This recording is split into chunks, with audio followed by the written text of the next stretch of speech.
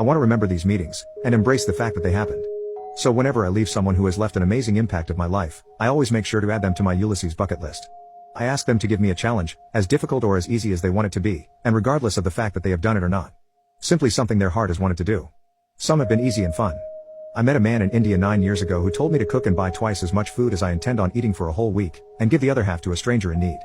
I completed that mission 8 years ago, and thought about that man and the time we had all the way through. I met a girl on a cruise 6 years ago, who told me to jump into a body of water on a slightly cold day, without touching or feeling the temperature of the water first. I did that the very same year.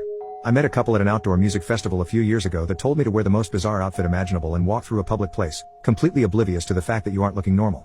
I did that task the very next day, at the same festival. Some have been difficult, to say the least. 3 guys I met in Amsterdam and smoked all night with, told me to go to a mall and give 10 strangers 10 presents. That one took a lot of courage, but I did it a year or so after I met them. It was nerve-wracking, but at the same time exhilarating, leaving my comfort zone. A girl I met on a plane told me to skydive. I'm still in the process of getting that done. A couple I met in Cali on the beach told me to tell the 5 people I hated the most, that I love them and respect them. That one was very difficult because of my stubbornness, but I've come close to completing that list.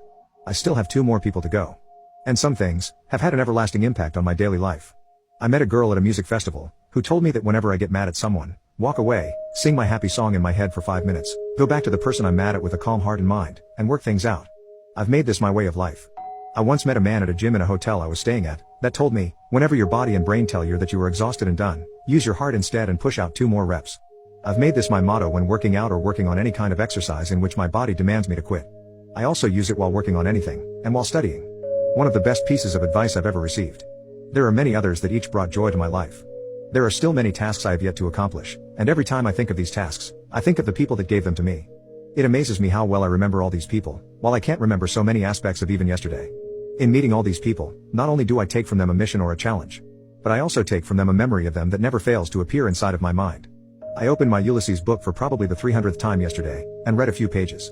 I'm in the final 30 pages of the book, also known as the most dreaded part because there isn't a single piece of punctuation. It's a 40-page run-on sentence. I never saw Amanda after that day, nor do I know if she ever did get a chance to sing a song to a room full of strangers. But what I do know, is that she gave me a gift that has never once stopped giving. So wherever you may be, thank you for giving me the Ulysses bucket list.